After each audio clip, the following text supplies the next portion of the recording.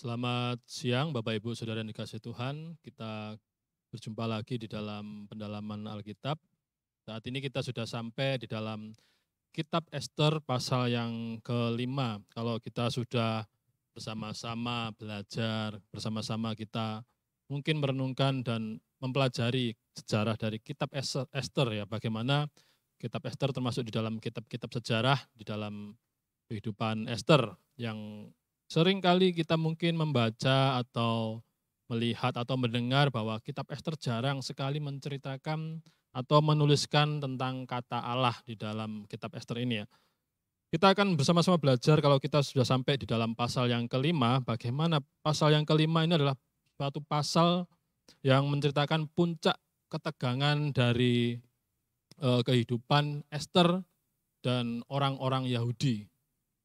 Ketika orang-orang Yahudi mereka yang tinggal di Persia, tinggal di negara asing, yang mereka tidak pulang kembali ke negerinya, ke Israel, tapi mereka tetap tinggal dan bertahan hidup di negara Persia dengan kehidupan, dengan budaya, dengan setiap hal yang berbeda, yang mengakibatkan akhirnya ketika kita membaca di dalam kitab Ester pasal yang kedua, yaitu bagaimana kehidupan dari orang Yahudi ketika mereka hidup di negara yang berbeda, ketika seorang yang namanya Haman karena sakit hatinya dia ingin memusnahkan orang-orang Yahudi yang ada di negaranya pada waktu itu.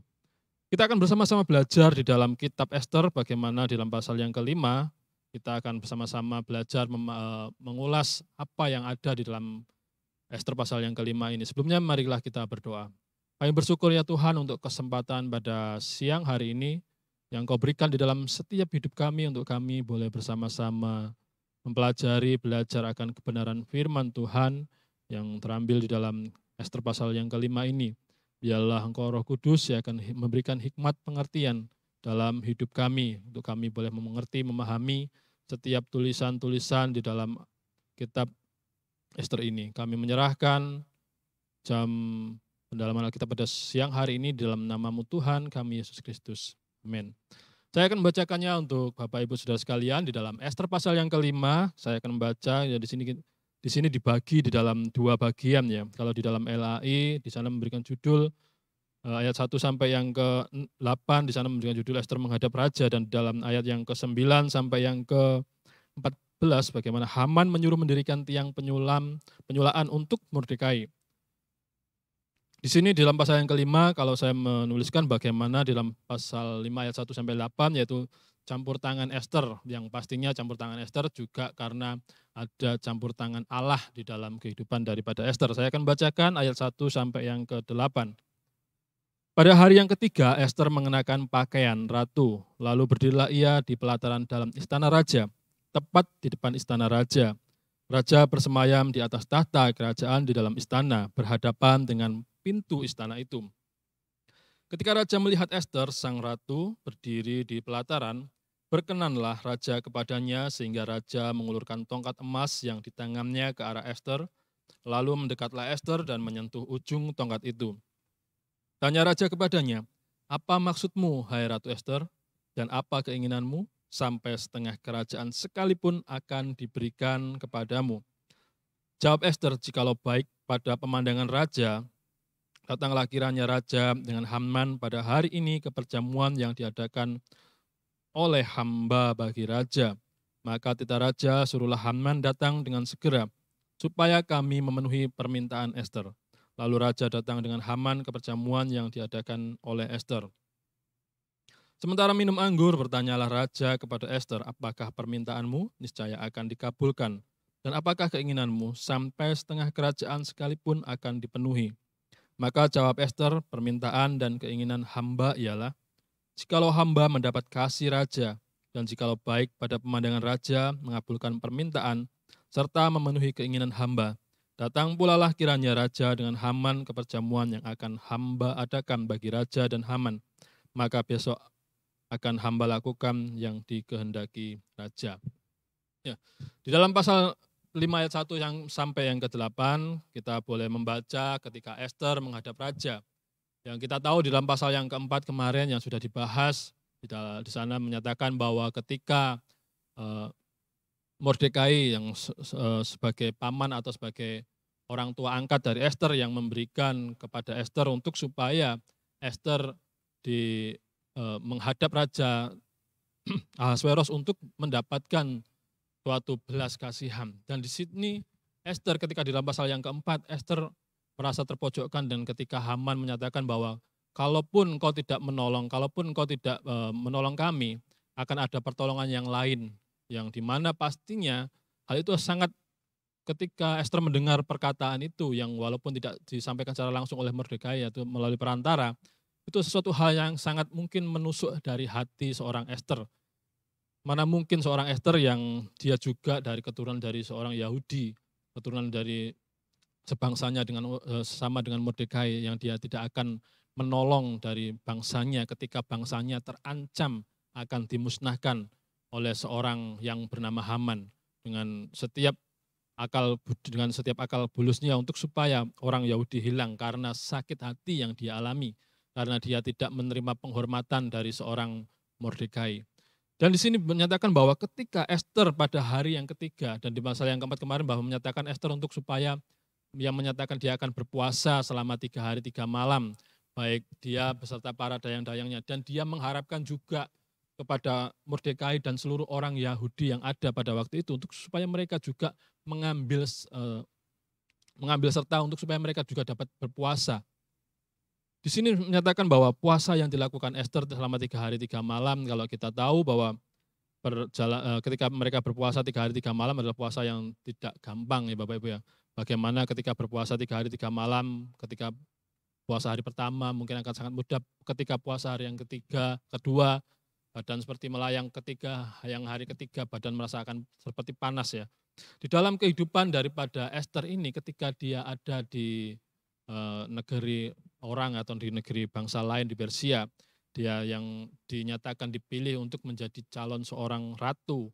Dan di sini di dalam pasal yang kelima adalah detik-detik atau waktu-waktu yang sangat menegangkan. Seperti saya katakan tadi adalah waktu-waktu yang bagaimana berkaitan dengan setiap masa depan atau kehidupan dari Ester dan juga orang-orang Yahudi pada waktu itu. Kalaupun misal seorang Ester, ketika Ester datang kepada raja dan Ester tidak diterima, pastilah Ester dan orang-orang Yahudi pada waktu sudah dimusnahkan. Di dalam kehidupan daripada Ester ketika Ester berpuasa dan pada hari yang ketiga Ester mengenakan pakaian ratu lalu berdiri di pelataran dalam istana raja, itu suatu hal yang sangat menegangkan, detik-detik pertaruhan. Kalau kita bersama-sama membayangkan kita ada di dalam kehidupan daripada Ester. Itu suatu hal yang sangat tidak mengenakkan, bagaimana dia harus menghadap raja, yang Raja Ahasveros yang terkenal dengan sangat sadis, dengan pemimpin yang begitu sangat otoriter, pemimpin yang begitu sangat kejam, yang dia dalam setiap kepemimpinannya adalah pemimpin yang sangat istilahnya tidak takut kepada orang yang apapun yang dia lakukan pasti harus terjadi. Bagaimana kehidupan daripada Ester, dia diperhadapkan dengan setiap detik-detik, dengan setiap hal-hal yang pastinya mungkin dia tidak pernah berpikir bahwa dia harus menanggung semua beban di dalam kehidupannya. Beban yang begitu berat, dia harus menanggung beban dari bangsanya, yaitu bangsa Yahudi. Yang dia harus juga bagaimana dia menyelamatkan bangsa Yahudi dari pemusnahan. Dia mempertaruhkan nyawanya sendiri, dia mempertaruhkan kehidupannya untuk supaya bangsa Yahudi juga dapat mendapatkan kehidupan ketika Ratu Ester bisa sampai raja menerima dia sebagai ratu. Di dalam ayat yang ke-1 ini ketika kita membaca mungkin ya kita membaca ya enak ketika Ester berpuasa, Ester mendapatkan jawaban dan saat-saat ini juga mungkin banyak orang yang melakukan puasa Ester. Untuk tujuannya apa? Untuk tujuannya mendapatkan segala sesuatu yang dia inginkan untuk kepuasan sendiri. Tetapi beda dengan Ester, ketika Ester berpuasa, dia tidak berpuasa untuk mencari kepuasan diri sendiri. Ketika dia berpuasa, dia tidak mencari suatu pujian di dalam dirinya sendiri untuk supaya orang lain melihat dia, untuk supaya orang lain melihat dia orang hebat. Tidak, dia berpuasa untuk supaya kehidupan dari bangsanya itu tetap berjalan, kehidupan bangsanya tetap hidup walaupun ada di negeri orang. Itulah yang dilakukan Ester dengan mempertaruhkan nyawanya sendiri. Dia menghadap raja untuk mendapatkan kehidupan. Dan di sini bahwa bagaimana kehidupan Ester ketika raja melihat Ester sang ratu berdiri di pelataran, berkenalah raja kepadanya sehingga raja mengulurkan tongkat emas yang di tangannya ke arah Ester. Lalu mendekatlah Ester dan menyentuh ujung tongkat itu. Inilah sesuatu kesempatan yang terbaik, suatu jawaban dari setiap pergumulan daripada Ester. Selama 30 hari dia menanti dan selama 3 hari 3 malam dia berpuasa dan dia menanti setiap jawaban yang walaupun kita membaca di sini tidak ada kata Allah, tidak ada kata Tuhan yang menyertainya, tidak ada kata Tuhan yang menjawab setiap doa-doanya, tapi di sini menyatakan bahwa dengan setiap apapun dan setiap pergumulan yang berat yang dia bawa kepada Tuhan untuk mendapatkan suatu jawaban, dia berpuasa untuk supaya bangsanya selamat karena dia tahu bahwa bangsa Yahudi adalah umat pilihan Allah sendiri yang walaupun dia ada di negeri orang, tapi Ester dan Mordekai tahu bahwa Tuhan pasti akan menolong dengan setiap apapun yang terjadi. Dan di sini ketika Ester menghadap raja dan raja menerima dia, bagaimana raja menerima dan menyambutnya dengan tongkat emas yang diulurkan dan Ester menjamah, itu adalah suatu kehormatan yang besar, adalah sesuatu hal yang sangat dinanti-nantikan oleh seorang Ester dan Mordekai yang pastinya ketika Mordekai meminta supaya Ester untuk menjadi seorang ratu, mendaftar sebagai seorang ratu dan dia terpilih menjadi ratu untuk menggantikan Ratu Wasti. Di dalam kehidupan Ester yang mungkin ketika dia datang menghadap raja dengan setiap hati yang jantung yang mungkin mau copot atau hati yang berdebar-debar, di dalam jantung yang berdebar-debar karena ketakutan yang pastinya ketakutan yang dia alami. Juga Mordekai juga adalah hari penentuan, yaitu di dalam pasal yang kelima adalah penentuan bagi seorang Ester dan bangsa Yahudi. Kalau sampai Ester tidak diterima oleh Raja Ahasweros, pasti orang Yahudi juga akan dimusnahkan. Itulah akal bulus yang dilakukan oleh Haman untuk memusnahkan orang-orang Yahudi. Tanya raja kepadanya, apa maksudmu hai Ratu Ester dan apa keinginanmu sampai setengah kerajaan sekalipun akan diberikan kepadamu. Ketika raja menyambut Ester, raja memberikan suatu pertanyaan, raja memberikan suatu istilahnya pemberian yang walaupun melalui perkataan yaitu janji, yaitu bagaimana ketika Ester menghadap dan dia bertanya kepada apa yang menjadi permintaanmu. Ester tidak minta hal-hal yang aneh-aneh ketika dia menghadap raja. Yang bisa saja Ester langsung ngomong supaya bangsaku jangan dimusnahkan, supaya si Haman langsung dimatikan karena dengan setiap perbuatannya yang mengancam kehidupan dari bangsa Yahudi. Tetapi tidak dengan Ester, dia memiliki hikmat di dalam kehidupannya yang pastinya Tuhan memberikan hikmat untuk supaya di dalam apa yang dia sampaikan, apa yang dia minta kepada Raja Ahasweros yang walaupun dia diberikan suatu tawaran yang begitu sangat rupa, sampai di sini menyatakan bahwa sampai setengah kerajaan sekalipun akan diberikan kepadamu. Itulah janji yang besar dari seorang Raja Ahasweros yang terkenal dengan kekejamannya, yang terkenal dengan otoriternya, tetapi dia ketika melihat Ester, dia terkagum, yang pastinya bukan karena Ester berjalan sendiri, tetapi ada Allah di balik semuanya, itu ada campur tangan Tuhan yang meluluhkan hati dari seorang raja yang begitu keras. Sehingga ketika dia melihat Ester, dia mau memberikan setengah dari kerajaan. Di sini Ester memiliki hikmat, dia tidak serta-merta dengan setiap apa yang menjadi haknya, yang seharusnya menjadi haknya ketika raja memberikan suatu kesempatan kepada dia untuk meminta, dia tidak langsung meminta dan untuk supaya bangsanya tidak dimusnahkan, tidak, tetapi Tuhan memberikan suatu cara, yaitu bagaimana jawab Ester, jikalau baik pada pemandangan raja, datanglah kiranya raja dengan Haman pada hari ini ke perjamuan yang diadakan oleh hamba bagi raja. Yaitu Ester cuma hanya mengundang raja untuk supaya datang di dalam pesta perjamuan yang diadakan Ester.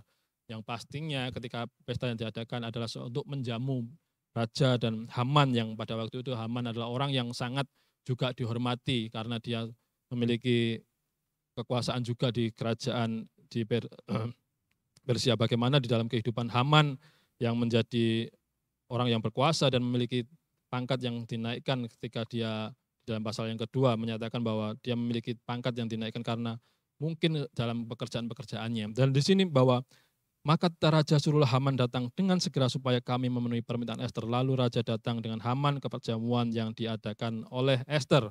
Sementara minum anggur, bertanyalah raja kepada Ester, apakah permintaanmu niscaya akan dikabulkan dan apakah keinginanmu sampai setengah kerajaan sekalipun akan dipenuhi. Sampai di sini di dalam ayat yang ke-3 dan yang ke-6 bahwa raja memiliki suatu pertanyaan yang sama yang diulang-ulang. Itu adalah sesuatu hal yang pastinya adalah keseriusan dari seorang raja Ahasweros, bagaimana dia sebagai seorang raja, dia memiliki kekuasaan yang begitu besar. Dia memiliki sesuatu kuasa yang begitu sangat berpengaruh di dalam kerajaannya, sehingga ketika Esther diberikan suatu kesempatan untuk meminta, kesempatan untuk apa yang dia inginkan, Esther pun dengan hikmatnya, seperti saya katakan dengan hikmatnya, dia tidak serta-merta meminta semuanya itu. Dalam pertanyaan yang pertama, Esther juga hanya menjawab dan hanya mengundang Raja beserta Haman. Dan yang kedua pun juga Esther hanya meminta permintaan dan keinginan hamba ialah, jikalau hamba mendapat kasih Raja dan jikalau baik pada pemandangan Raja, mengabulkan permintaan serta memenuhi keinginan hamba, datang pula lah kiranya Raja dengan Haman ke perjamuan yang akan hamba adakan bagi Raja dan Haman. Maka besok akan hamba lakukan yang dikehendaki Raja. Hanya itu permintaan dari seorang Esther, dia tidak minta apa-apa. Yang pastinya itu adalah campur tangan Tuhan, untuk supaya ketika Esther minta sesuatu, tidak langsung kepada pokok intinya dari setiap pergumulan hidupnya dan pergumulan bangsa Yahudi pada waktu itu dan juga Mordekai pada waktu itu, tetapi dia meminta supaya raja datang dalam pestanya, dan pastinya ketika datang pada pestanya, ya, ketika mereka berpesta, dari situlah ketika berbicara adalah ngomong-ngomong santai, biasanya mereka baru mengutarakan setiap keinginan-keinginannya. Tetapi hal itu akan dibahas nanti di dalam pasal-pasal yang selanjutnya. Di sini ketika Haman yang seorang yang berkuasa juga di Persia pada waktu itu, bagaimana dia memiliki kesempatan, dia memiliki suatu hal yang kebanggaan ketika seorang ratu datang mengundang dia. Tidak hanya raja, tetapi dia diundang. Itu suatu kebanggaan yang sangat didambakan oleh semua orang. Siapa yang tidak damba, siapa yang tidak rindu untuk diundang oleh seorang ratu di dalam pesta perjamuannya, ketika seorang ratu atau seorang raja mengadakan pesta, pasti setiap kita memiliki kerinduan untuk supaya kita juga ikut serta di dalamnya, ikut serta diundang di dalamnya. Kehidupan Haman pun juga demikian. Ketika Haman tahu bahwa dia diundang oleh Esther, itu suatu kebanggaan, suatu hal yang dia pamerkan kepada orang-orang sekitarnya. Bagaimana kalau dia diperhatikan, kalau dia orang yang sangat berpengaruh, dia diperhatikan oleh Esther, diperhatikan oleh raja. Itulah suatu kebanggaan yang sebenarnya dalam setiap mungkin dari hati Esther, mungkin dalam hati kecilnya, ya lihat saja nanti dalam kehidupanmu. Ya. Tetapi itulah yang dilakukan oleh Esther, supaya di sini menyatakan bahwa ada campur tangan Esther, yang pastinya ketika campur tangan Esther, ketika Esther menghadap raja, itu juga adalah campur tangan Tuhan untuk meluluhkan hati seorang raja yang keras, hati seorang raja yang sangat dengan setiap otoriternya yang tidak dapat istilahnya ditekuk kalau besi, ya, dalam hatinya tidak dapat istilah diluruskan dalam kehidupannya. Tetapi ketika melihat Esther, raja ini memiliki suatu hati yang luluh untuk memberikan kepada Esther kesempatan dan menjumpai Esther. Di dalam pasal yang 5 ayat 1 sampai yang ke-8 ini menceritakan bagaimana campur tangan Tuhan di dalam kehidupan daripada Esther. Ketika Esther berpuasa, mungkin kita berpikir bahwa ya wes, kita mau berpuasa Esther untuk supaya apa? Di dalam kehidupan kita campur tangan Tuhan selalu ada di dalam kehidupan kita supaya kita sukses di dalam segala sesuatu pekerjaan kita, usaha kita. Ya, tidak salah ketika kita berpuasa. Tetapi di dalam puasa yang Esther lakukan adalah tujuan dari puasa itu bukan hanya puasa tanpa doa. Yang pastinya ketika Esther berpuasa, dia berpuasa dengan doa, dia itu doa puasa. Bukan puasa doa, tetapi dalam kehidupan daripada Esther ketika dia melakukan puasa dan doa, dia adalah dalam kehidupannya bukan untuk mencari kepentingan diri sendiri, untuk keuntungan sendiri-sendiri, tetapi dia mencari yaitu kemurahan Tuhan untuk dapat menolong bangsanya, memikirkan orang lain di dalam kehidupannya. Mungkin banyak orang saat ini ketika berpuasa, melakukan puasa Esther, tujuannya adalah kepentingan diri sendiri, untuk supaya dilihat orang rohani. Ketika kita memiliki pergumulan, ya kita nggak apa-apa, kita berpuasa untuk supaya mungkin kita dengan berpuasa kita lebih mendekatkan diri kita kepada Tuhan. Dengan berpuasa mungkin kita lebih istilahnya lebih bisa membawa diri kita menyadari bahwa kehidupan kita adalah orang yang memiliki kekurangan, memiliki ketergantungan kepada Tuhan dalam setiap kehidupan kita. Sehingga ketika Ester melakukan puasa ini, dia memiliki suatu tujuan yang mulia. Ketika dia menghadap raja, memiliki suatu beban kehidupan yang begitu berat di dalam kehidupan yang pastinya ketika dia menghadap raja, nyawanya adalah taruhannya ketika dia harus menghadap seorang raja Ahasiweros. Dan di dalam pasal yang kelima ayat 9 sampai yang ke-8, ayat yang 9 sampai yang 14, bagaimana kalau kita tahu bahwa ini adalah klimaks dari nasib seorang Haman. Kalau kita membaca di dalam ayat yang 9 sampai yang ke-14 menyatakan bahwa pada hari itu keluarlah Haman dengan hati riang dan gembira. Tetapi ketika Haman melihat Mordekai ada di pintu gerbang istana raja, tidak bangkit dan tidak bergerak menghormati dia, maka sangat panaslah hati Haman kepada Mordekai. Dia gembira dan dia senang ketika dia sudah mungkin sudah selesai dari acara, diundang dari seorang Ratu Ester, dia berpesta, dia berjamuan dengan Ester dan Raja Ahasiweros, dia keluar dan dia bergembira karena dia memiliki kesempatan yang tidak dimiliki oleh setiap orang pastinya pada waktu itu dalam kepemimpinan dari Raja Ahasiweros. Bagaimana ketika dia keluar dan dia melihat Mordekai yang ada di pintu gerbang istana tidak bangkit dan tidak bergerak menghormati dia, maka sangat panas hatilah dia ketika melihat si Mordekai ini. Bagaimana ketika hal itu tidak terjadi hanya sekali itu. Mordekai melihat, bukan Mordekai, Haman ini melihat Mordekai ketika pada pasal yang ketiga ya, ketika Haman yang pada waktu itu dia memiliki yang pangkatnya dinaikkan oleh raja dan kedudukannya ditetapkan di atas semua pembesar yang ada di depan raja. Dan itu adalah suatu maklumat bagi setiap orang ketika melihat Haman, mereka harus sujud, harus menyembah, harus memberikan istilahnya memberikan hormat kepada Haman ketika Haman lewat dimanapun. Dan ketika Haman lewat di pintu gerbang, dia di dalam pasal yang ketiga ya, ketika dia melihat Mordekai, di dalam pasal yang ketiga dia melihat Mordekai tidak memberikan suatu hormat. Dan dari situ dia mencari siapa sih Mordekai, dan yang orang-orang yang ada di sekitarnya menyatakan bahwa dia adalah orang Yahudi. Dan dari situlah puncak dari setiap istilahnya panas hati atau istilahnya kebencian dari seorang Haman kepada bangsa Yahudi yang ada di negaranya pada waktu itu. Dan di pasal yang kelima ayat yang ke-9 ini, ketika dia melihat Mordekai yang duduk di pintu gerbang, dia memiliki hati yang lebih panas lagi, di mana Mordekai tidak memberikan suatu kehormatan atau memberikan suatu sembah sujud kepada seorang Haman. Ketika Mordekai tahu bahwa hal itu yang dilakukan adalah suatu hal yang pastinya suatu hal yang sangat memusnahkan atau satu hal membahayakan di dalam kehidupannya, tetapi dia yakin dan percaya bahwa Tuhan pasti akan bercampur tangan karena dia tahu bahwa Haman memiliki suatu muslihat yang sangat keji, muslihat yang sangat kejam ketika akan melakukan setiap pembunuhan kepada orang-orang Yahudi. Dan di sini Haman menahan hatinya, lalu pulanglah ia ke rumahnya dan menyuruh datang sahabat-sahabatnya dan Zeres istrinya. Maka Haman menceritakan kepada mereka itu besarnya kekayaannya, banyaknya anak laki-lakinya, dan segala kebesaran yang diberikan raja kepadanya, serta kenaikan pangkatnya di atas pembesar dan para pegawai raja. Kalau kita membaca di sini bagaimana Haman menahan sakit hatinya hanya karena melihat seorang Mordekai yang tidak memberikan hormat.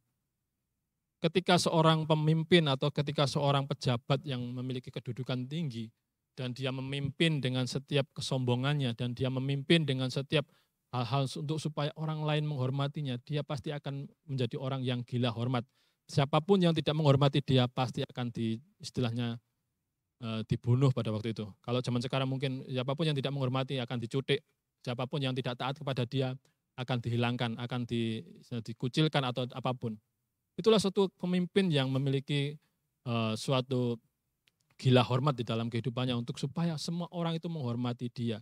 Yang walaupun karena perbedaan dari setiap bangsa yang memiliki latar belakang yang berbeda. Di sini bagaimana seorang Haman yang karena hanya melihat Mordekai, dia tidak bisa berbahagia.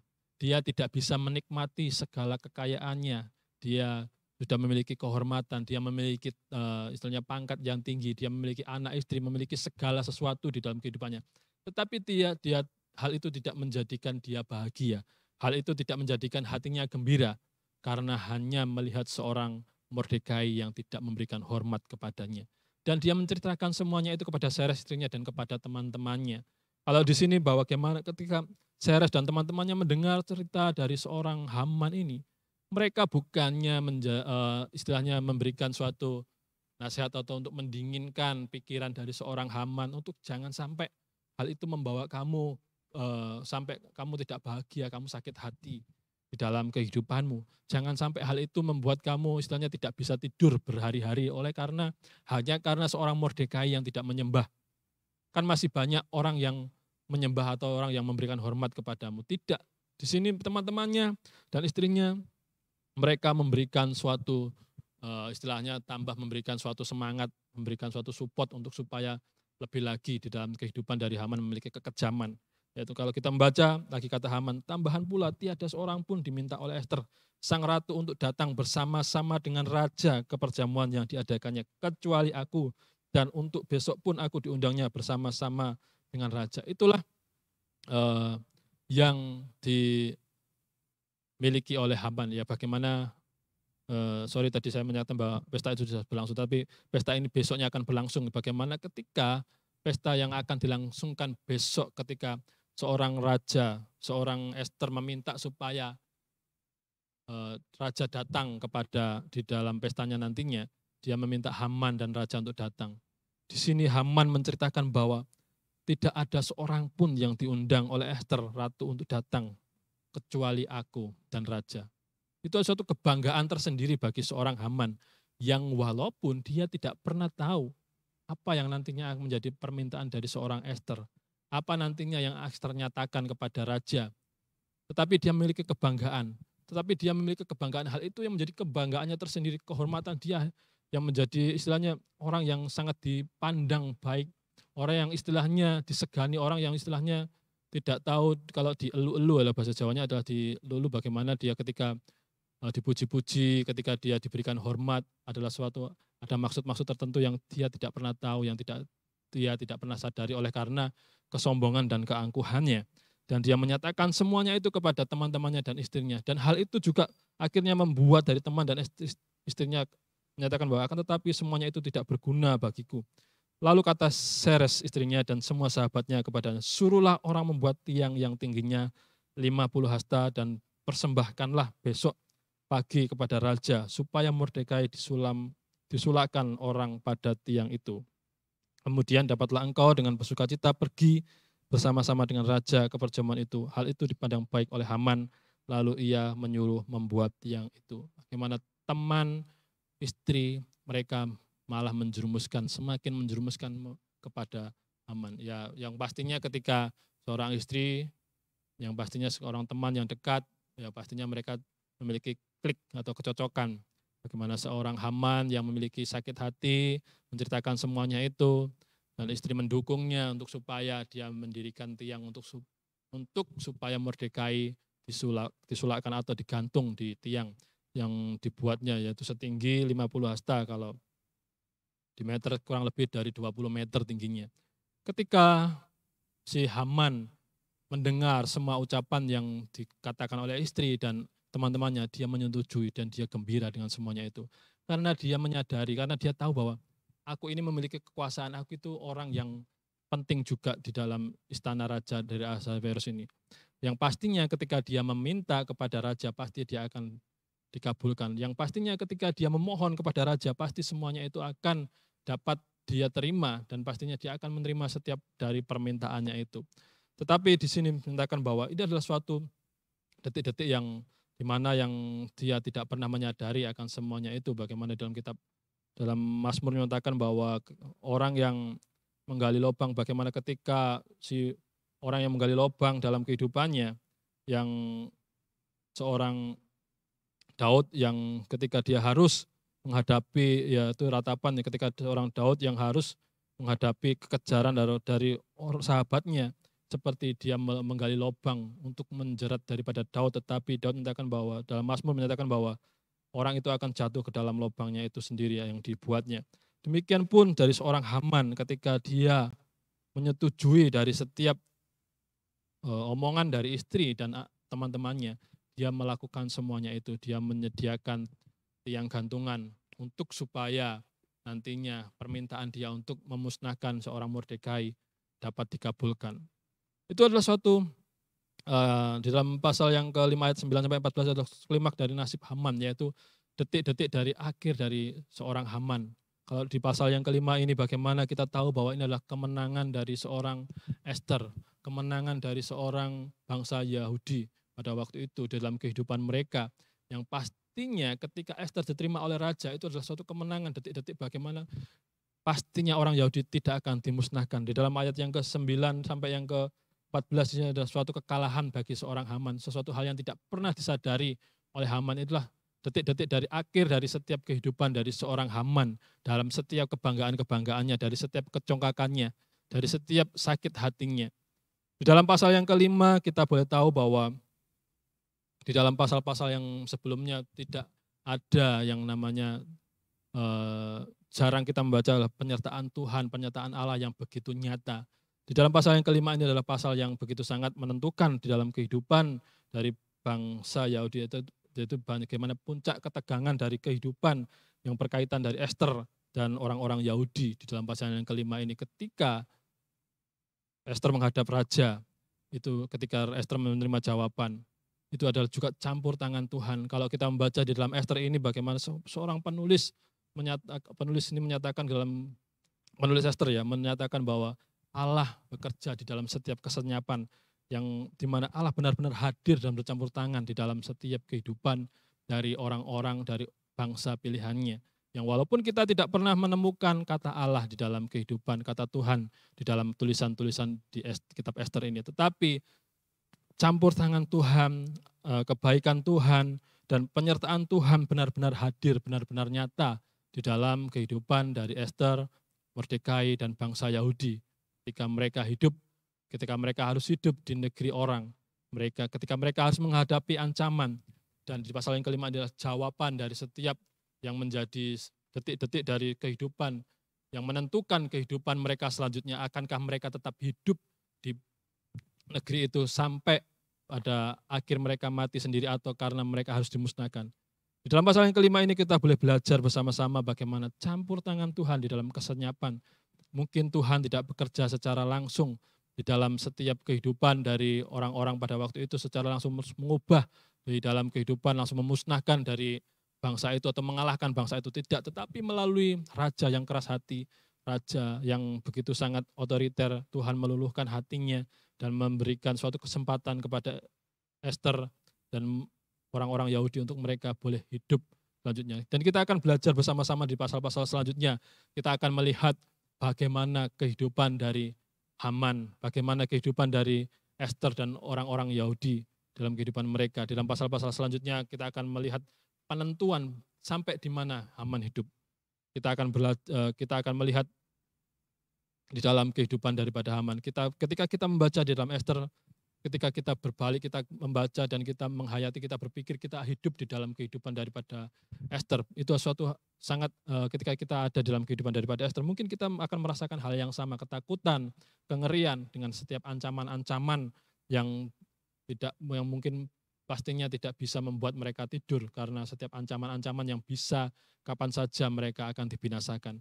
Tapi karena campur tangan Tuhan yang begitu nyata di dalam kehidupan orang-orang pilihannya, Tuhan menyatakan semuanya itu. Biarlah pembelajaran firman Tuhan pada siang hari ini kita boleh bersama-sama melihat, percaya bahwa tangan Tuhan, bahwa Tuhan itu ada, yang walaupun kita mungkin berpikir bahwa sepertinya Tuhan tidak ada di dalam setiap perjalanan kehidupan kita. Sepertinya hidup kita landai-landai atau datar-datar, tapi kita boleh menyadari bahwa campur tangan Tuhan itu ada. Walaupun Tuhan bekerja secara senyap di dalam kehidupan kita, tetapi Dia ada, Dia nyata di dalam setiap keseharian kita. Ketika kita menyadari bahwa kita masih bisa bangun dari tidur, kita masih bisa menghirup udara pagi. Itu adalah campur tangan Tuhan dalam keseharian hidup kita.